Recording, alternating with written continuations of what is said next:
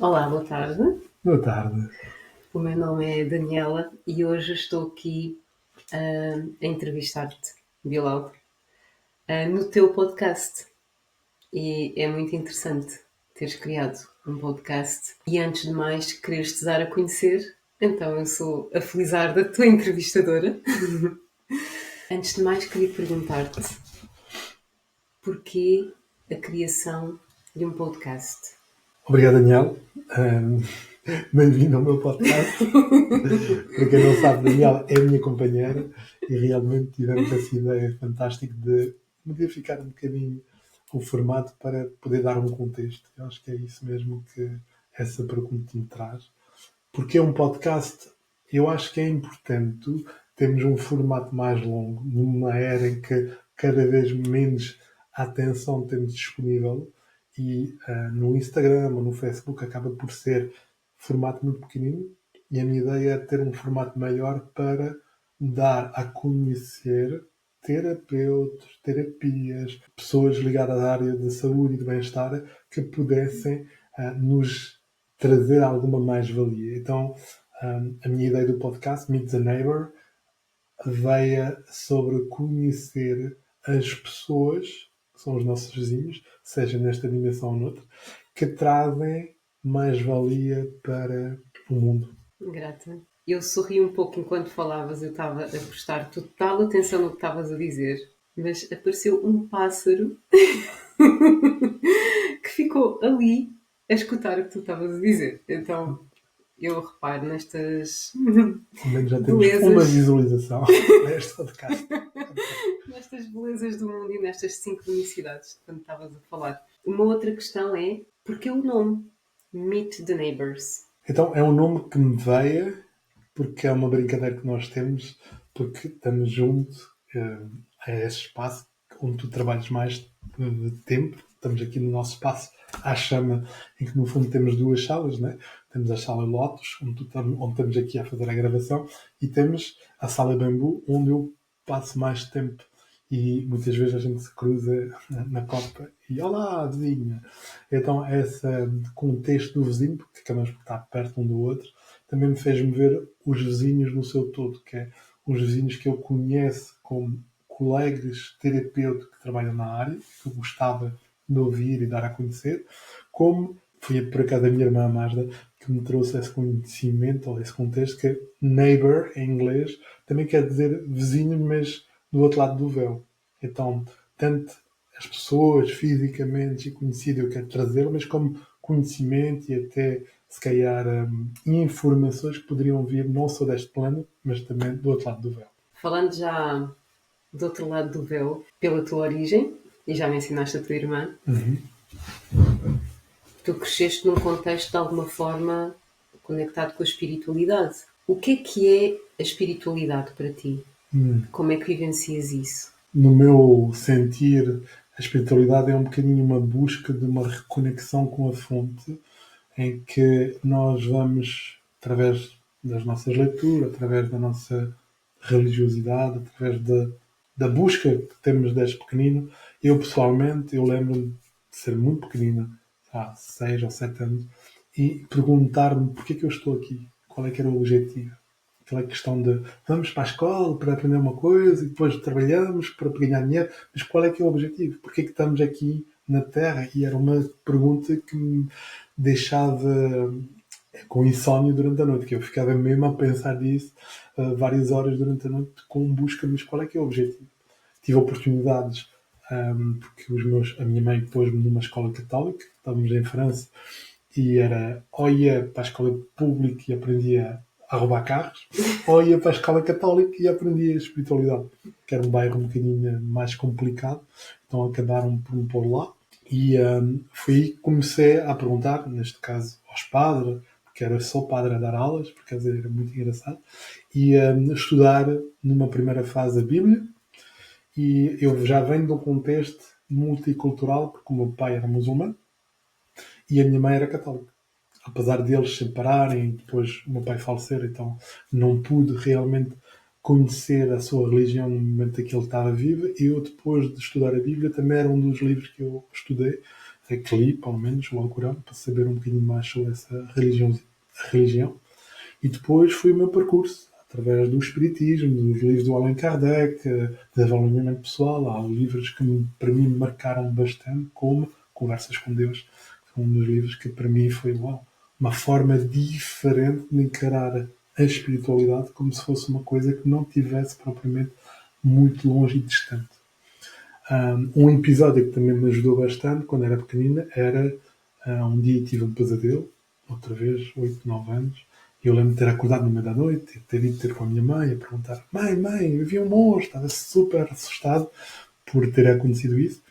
E ela, em vez de responder de forma típica, é a tua imaginação, não acontece nada, vai para a cama, o que ela me disse foi: ok, viste um monstro, mas perguntaste o que é que ele queria, e fez-me um switch, fez-me uma mudança na minha cabeça de perceber, bem, não é porque é diferente, não é porque eu assusto, não é porque é um monstro que tem que ser mau. Então a espiritualidade no geral não é porque ela é diferente, não é porque não encaixa nos nossos padrões de beleza ou de expectativa que ela tem que ser assustadora.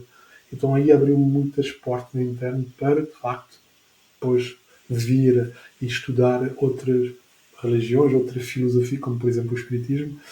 Tivemos eu e minha irmã num centro espírita durante alguns anos, onde tivemos a oportunidade de conviver com outros aspectos da espiritualidade que muitas pessoas poderiam achar assustador, mas que no meu caso, no nosso caso, achamos que fazia parte de um crescimento e de uma evolução. Gata, por partilhares também já assim alguma da tua vivência sobre o que é a tua espiritualidade. Qual é que foi assim, um primeiro momento em que sentiste que querias partilhar isso com as pessoas, que querias partilhar o teu conhecimento, a tua intuição, esta parte mais espiritualidade com as pessoas? É giro porque, então, nós somos franceses e viemos para Portugal. Quando eu tinha 15 anos, estudei em Tomar e depois a faculdade eu fui estudar para Lisboa.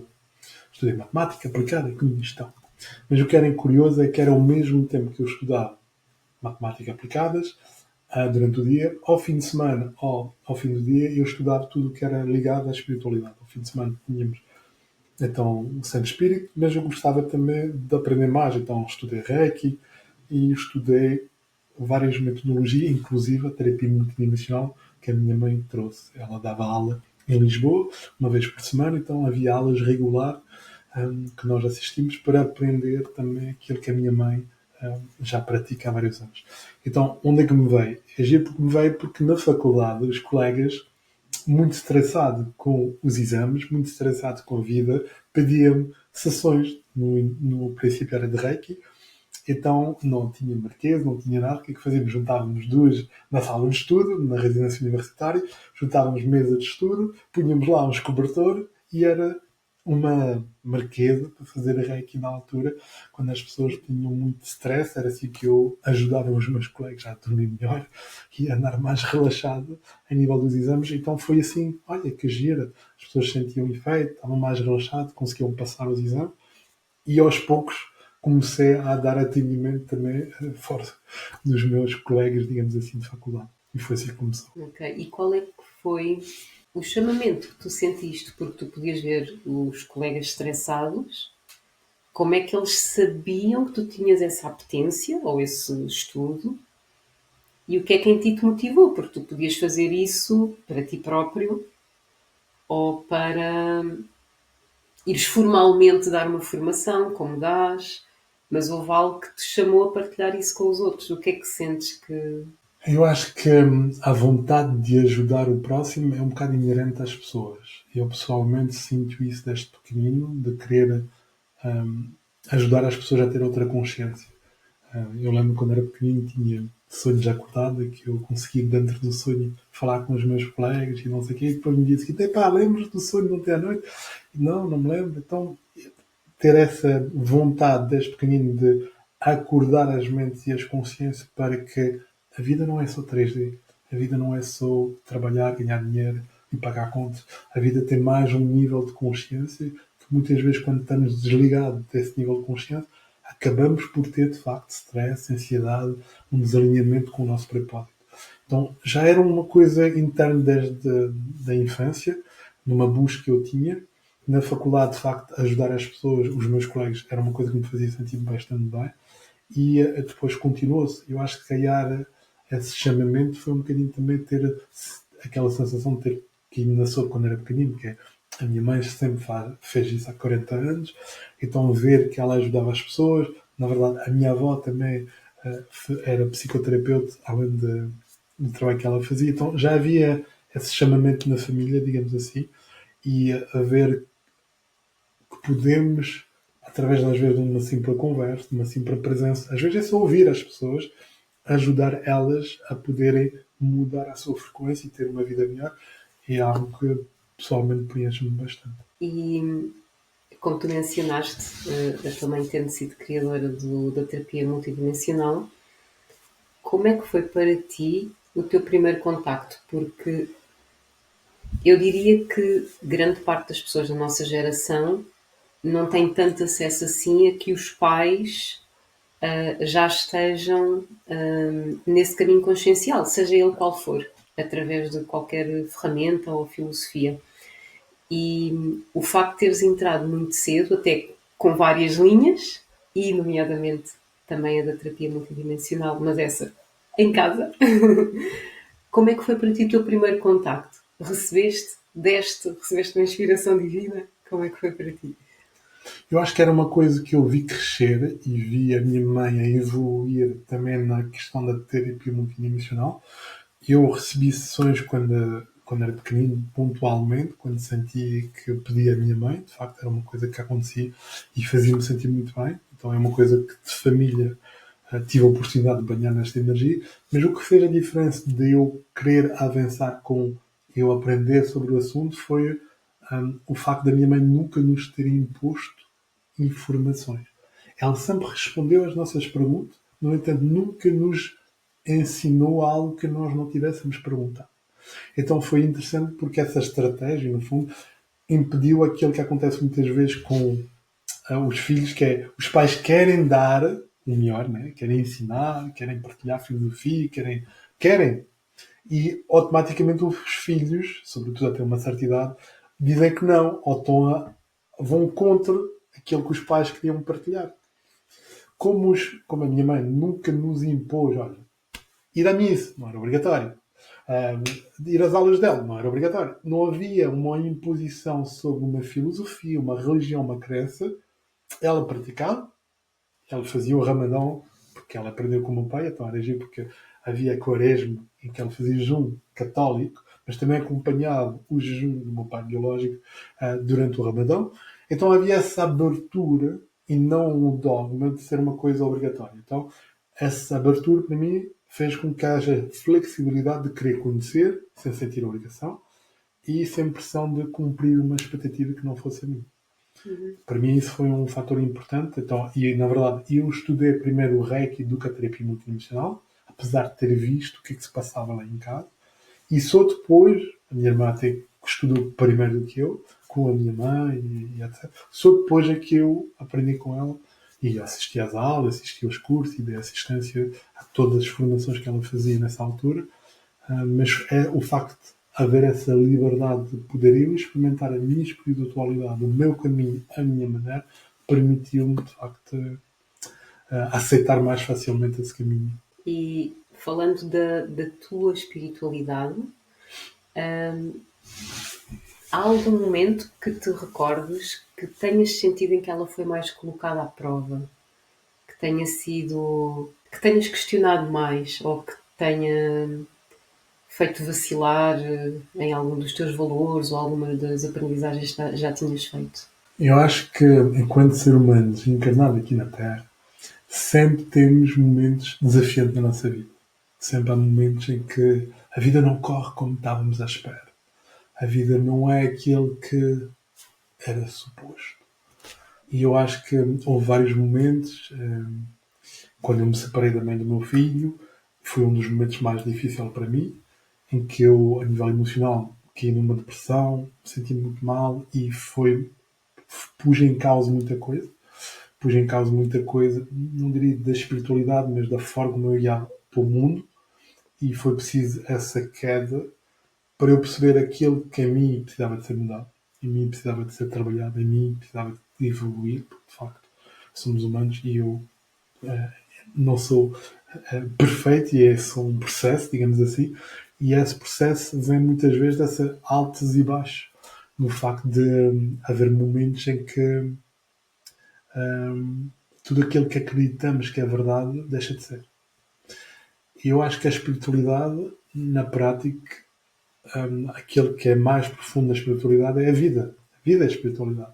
Então, os desafios as construções mentais que eu tinha sobre a família, também do meu filho, as construções daquilo que eu era na altura, e depois, quando desapareceu, fez-me enverdar noutro caminho, em que eu arranjei um trabalho 3D, estive envolvida em contact center durante 10 anos, e foi muito bom poder fazer esse caminho em que não estava simplesmente a viver numa bolha, porque até então estava muito a viver numa bolha que não estava propriamente em contacto com o trabalho das 9 às 5, não estava em contacto com esse tipo, porque eu, desde a faculdade, eu comecei a trabalhar por minha conta, consegui ter sucesso tanto nas terapias como nos meus negócios e acabei por vir protegido disso.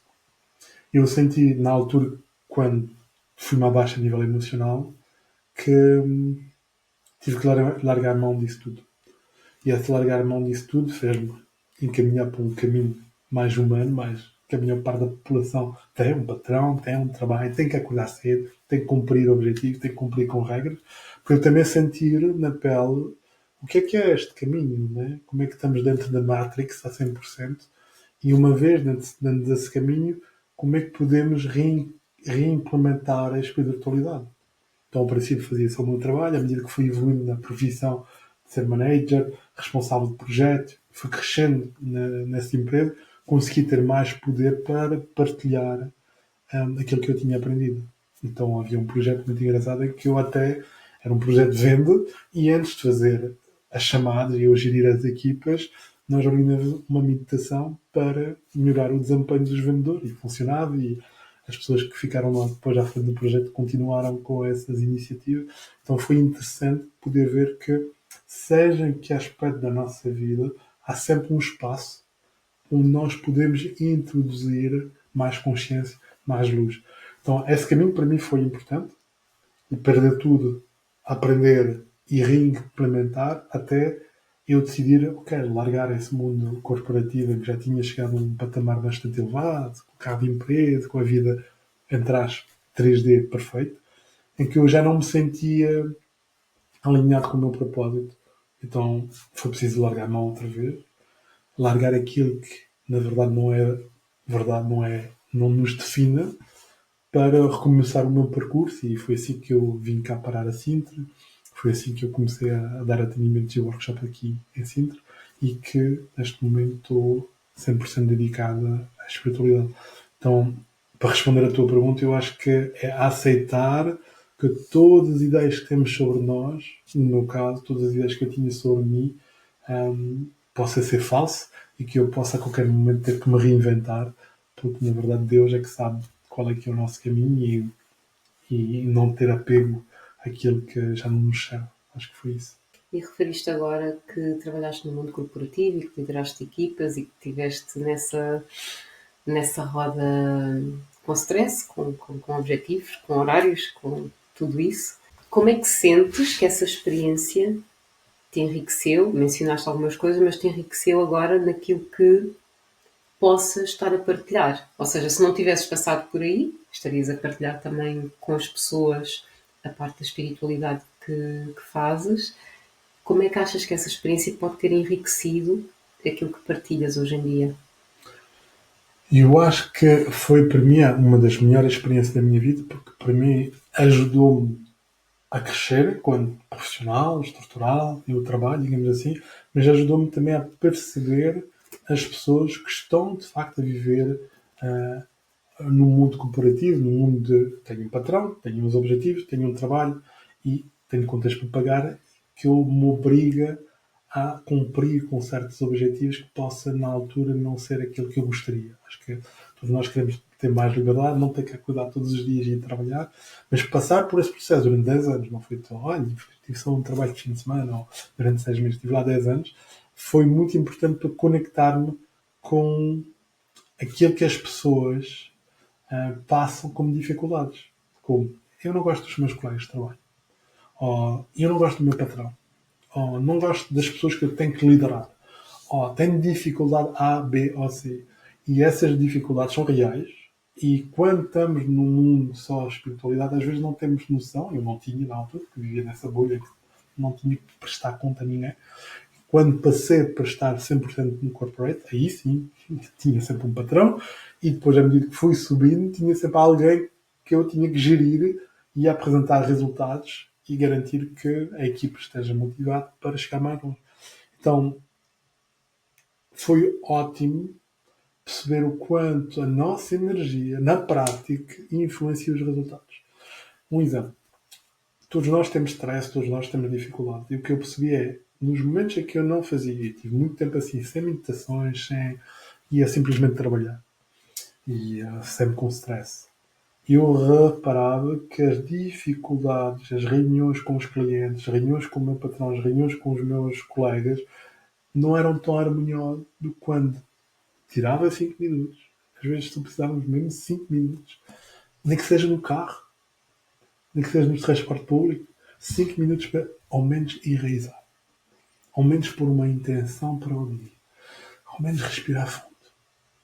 A tempestade era a mesma, mas o meu, onde eu me colocava na tempestade não era a mesma coisa. Era tempestade acontecia mesmo, as dificuldades, mas eu já estava no meio do ciclone. Então não me afetava da mesma forma. Eu percebia claramente que quando investia 5 minutos para ao menos poder enraizar e focar em mim em primeira instância, a vida era totalmente diferente e a minha forma de estar com as pessoas mudava muito. Então era como se não tivesse um impacto emocional tão grande porque estava mais no aqui e agora. Então para mim acho que esta foi a lição maior de ver na prática coisas teóricas que eu sabia, que eu até ensinava, mas que não tinha vivenciado. Uhum. Ou seja, é o experienciar que as ferramentas que estavas a passar não só tinham hum, uma atuação naquilo que já era o teu dia a dia, mas depois nessa outra realidade, então aí sim ainda sentiste mais porque o nível de exigência era outro. Exatamente. E em relação à espiritualidade e às pessoas que têm procurado, como, como sentes a espiritualidade dessas pessoas? Ou seja, em que é que elas te procuram neste, neste grande caldeirão que pode ser a espiritualidade e que cada um vive a espiritualidade? E como é que tens conseguido apoiar ou inspirar essas pessoas que te procuram, dada a tua experiência? Agir porque eu acho que as pessoas, quando procuram, não procuram espiritualidade. Procuram a consequência da desconexão dessa espiritualidade. Procuram mais paz, procuram mais harmonia, procuram sanar de culpa, raiva, falta de perdão que sentem nos seus corações. Eu sinto que as pessoas chegam a um ponto em que, seja antes ou depois de um burnout, seja antes ou depois de uma depressão, seja antes ou depois de perceber que a vida não está a fluir como eles gostariam e já experimentaram as receitas 3D, como já tomei o comprimido, já fiz aquilo que o médico, o padre, que as pessoas me mandaram fazer e vejo que não está a fluir a mesmo. Eu acho que inconscientemente todos nós temos uma vozinha a nos dizer que este não é o caminho.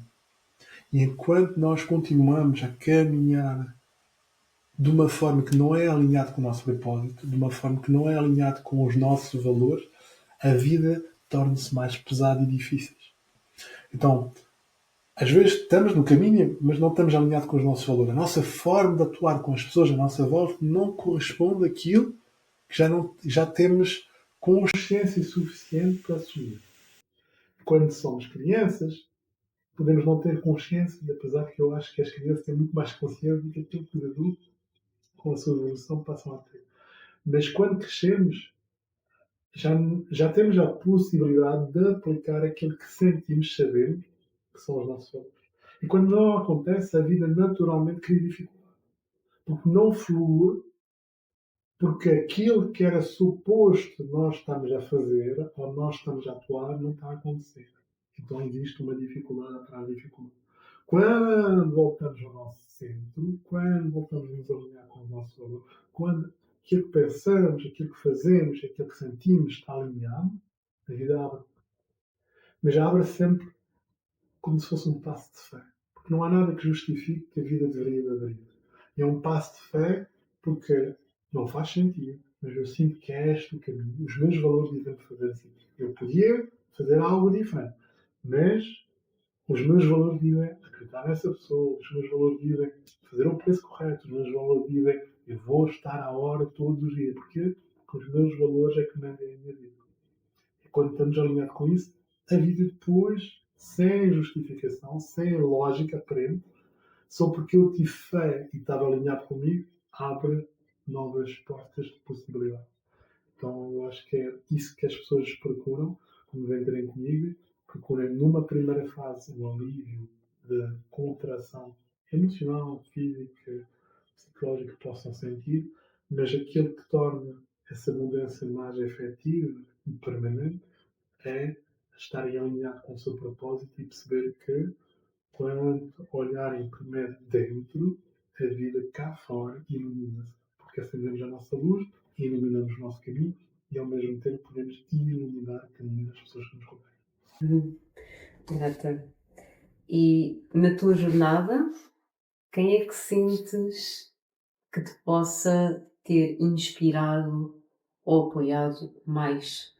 Tens assim algumas pessoas, vivas ou não, às vezes através de livros, às vezes através de outras inspirações que tenham trazido isso e que queiras partilhar? Para responder à tua pergunta, então, a primeira pessoa foi a minha avó, de facto, que me marcou bastante. Foi uma das pessoas que mais me marcou nesse aspecto.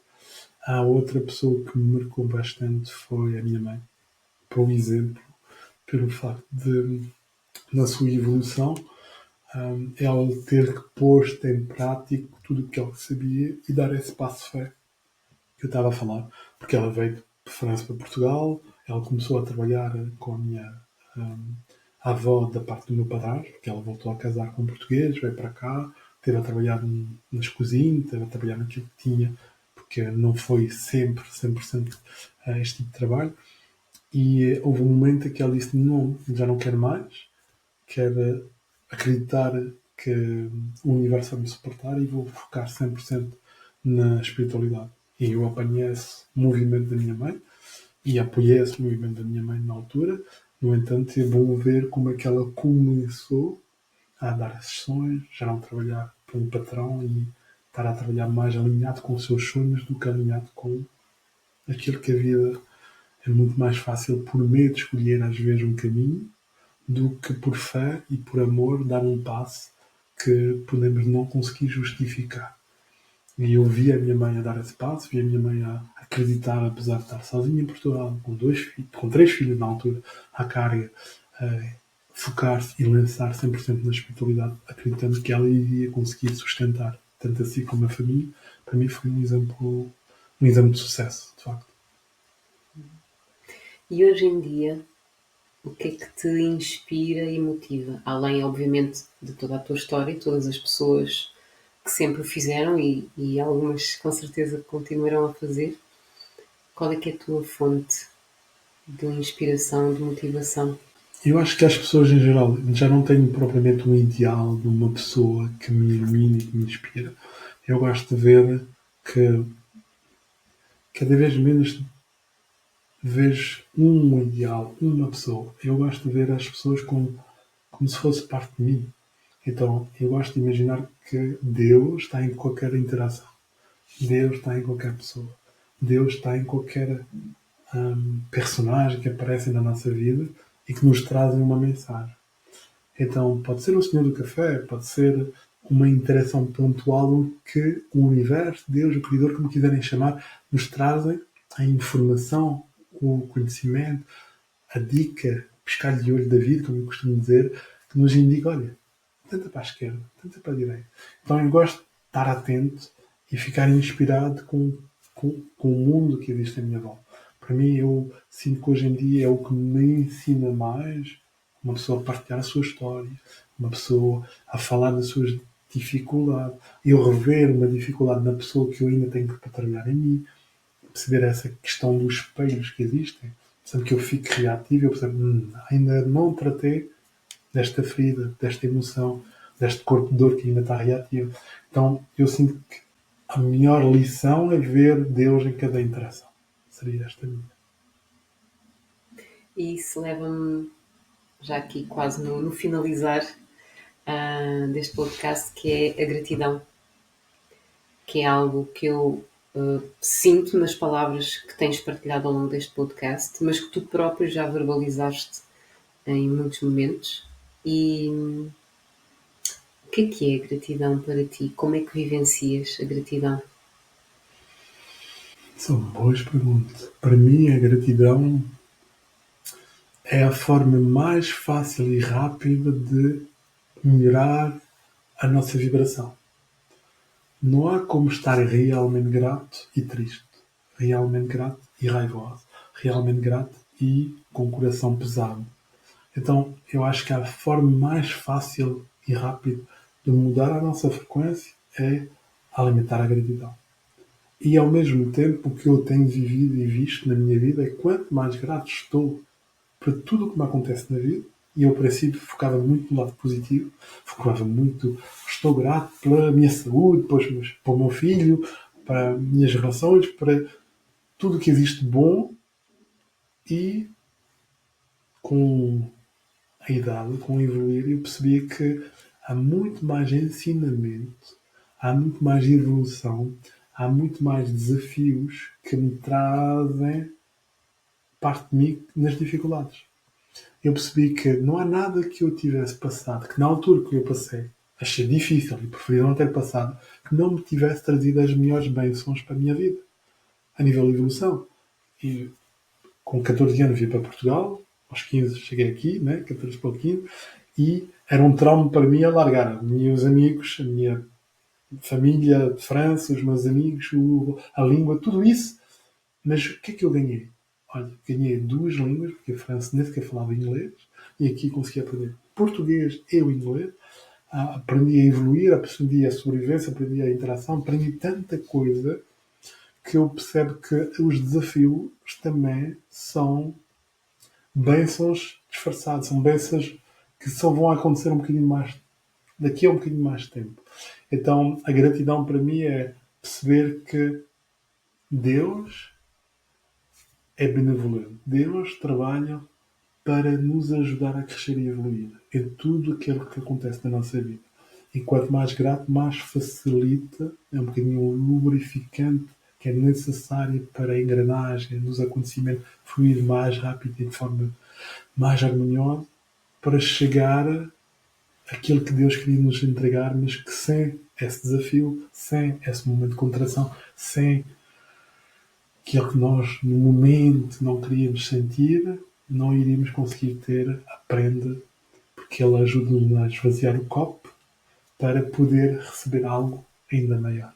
Qual é que é um dos momentos ou acontecimentos que estás mais grato na tua vida? Seja por ter sido uma contração ou por ter sido uma coisa boa?